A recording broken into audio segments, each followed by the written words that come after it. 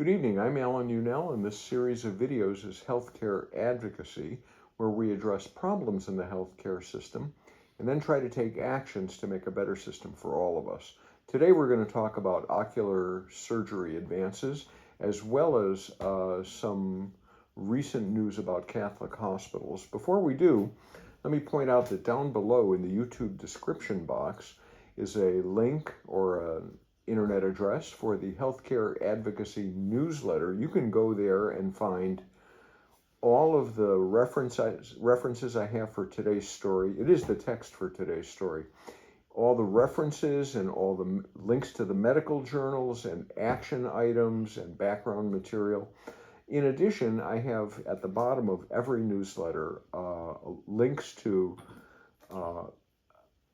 information about what to do about denied claims, organizations that support universal health care, as well as what to do if you need an abortion. You can go there and find references that are useful. Okay, let's get started. Macular repair news. Human stem cell transplants successfully repaired macular holes in a monkey model, researchers reported about a week ago in the journal Stem Cell Reports, and of course the link to their results is in the newsletter. After transplantation, the macular holes were closed by continuous filling of the space with retinal tissue.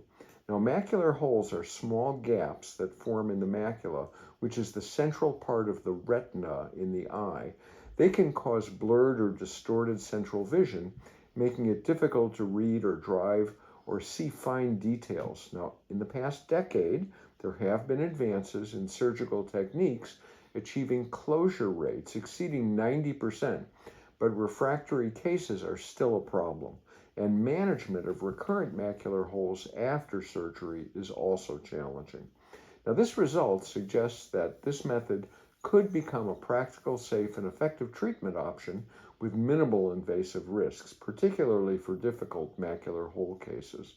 You can find a link to the Science News Daily article on this. This one is particularly important for me because a cousin of mine helped develop the lens that's used for cataract repair. He was, of course, an ophthalmological surgeon, but later in life, he wound up with macular degeneration, and it was just painful because he couldn't see, right? Anyway, let me talk about Catholic hospitals dumping patients, dying pregnant patients, people at death's door. The Emergency Medical Treatment and Labor Act, EMTALA, is a federal law that ensures patients with an emergency medical condition receive stabilizing treatment in a hospital emergency department. When a patient presents and is in danger, you can't refuse. But a Catholic hospital in California did just that. Anna Nuslock showed up at her local hospital, 15 weeks pregnant and in severe pain, earlier this year, and a doctor delivered devastating news to her. The twins that she and her husband had so desperately wanted were no longer viable. Further, her own health was in grave danger.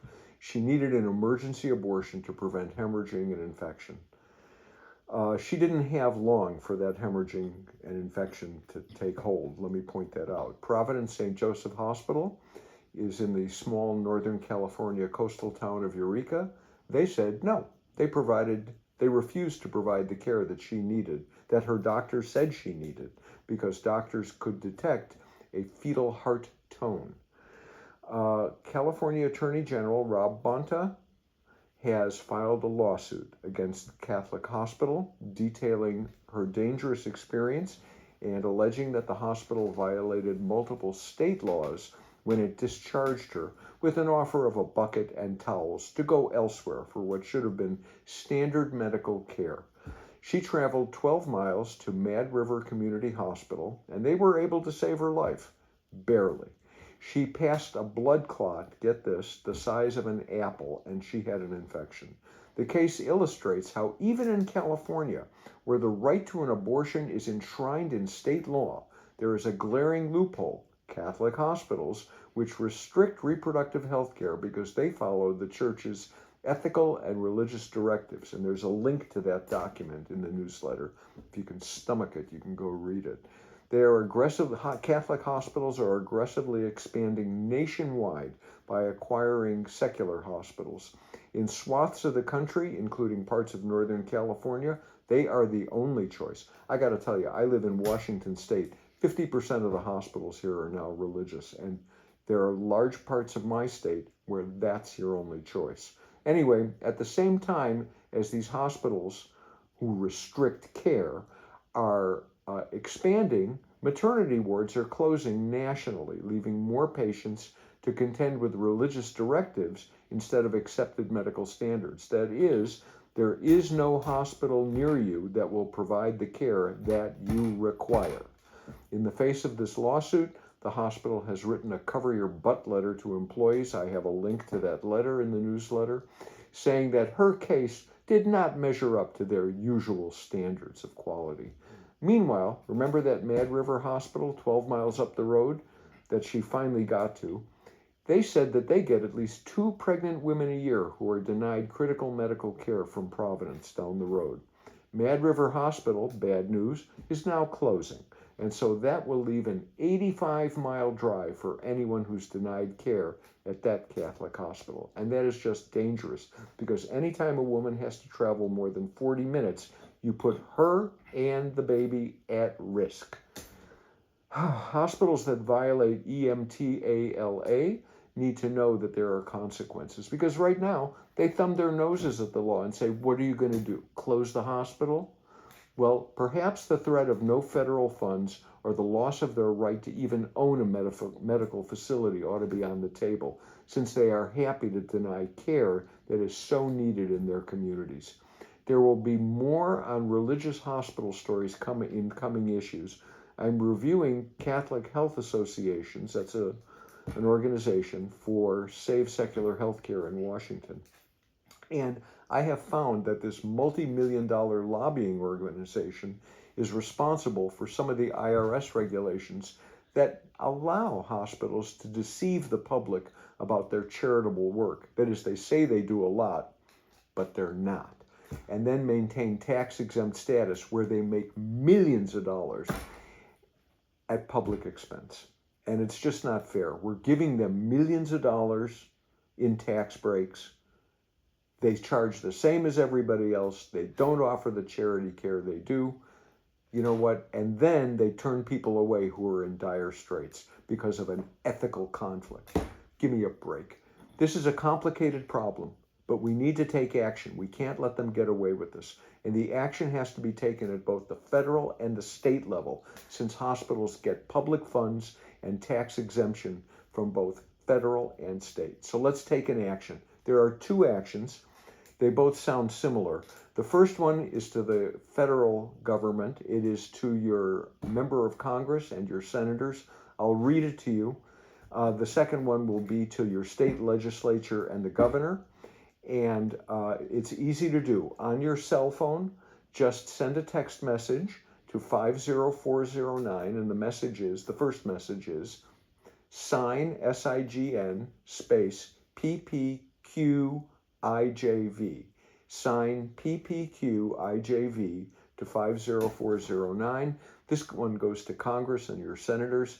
I'm your constituent, and I want you to know about another religious hospital that refused to help a woman in a rural area hemorrhaging severely with unviable fetuses. Religious hospitals are supposed to help people, and for many they do. They gave her towels and a bucket and sent her away.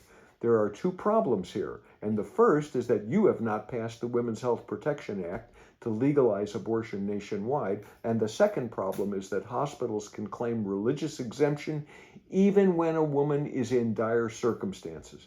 Pass the Women's Health Protection Act and then find a way to make clear that their tax-exempt status and the flow of any federal funds is at risk. How about you send a letter to Health and Human Services head Javier Becerra and CMS, Center for Medicare and Medicaid Services head Chiquita Brooks-LaSure, and let them know that they should offer to withhold federal funds when hospitals threaten the lives of vulnerable patients in this way.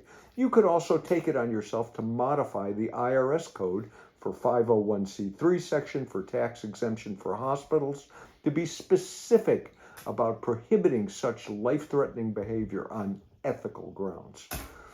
I include a link to the Kaiser Family Foundation news story about this poor woman's case for you to read and your legislative staff. The second action to take is similar. The language is a little bit different, but here you just text SIGN, S-I-G-N, PFSKFD, PFSKFD, that's SIGN PFSKFD, to 50409. This goes to your elected state representatives and governor. I'll read it really quick for you, but it's similar. I'm your constituent, and I want you to know about another religious hospital that refused a woman in a rural area hemorrhaging severely with unviable fetuses. They gave her towels in a bucket and sent her away. The problem is that hospitals can claim religious exemption even when a woman is in dire circumstances. Religious hospitals are supposed to help people, and for many they do, but when pregnancy is involved, they act badly and they put women's lives at risk, and you can take action to fix it. You can be specific about not allowing such behavior in the state tax code that exempts these facilities from paying any taxes. You can also let them know that by threatening the lives of patients, they risk losing all state funds.